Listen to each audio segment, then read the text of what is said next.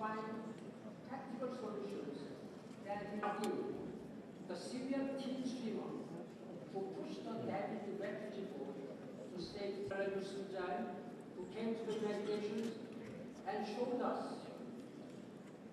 all how one book, one pen, and one person, 10 years old, I know that, Excellencies, working together, working united, we can.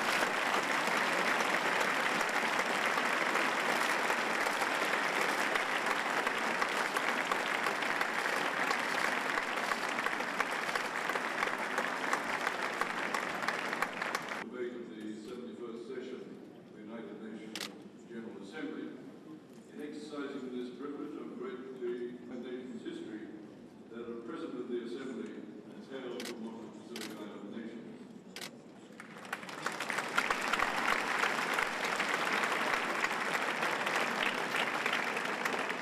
And I encourage you all to achieve this realization, trade opportunities, and to preventing and responding to conflict and managing the global humanitarian many of you back here as possible.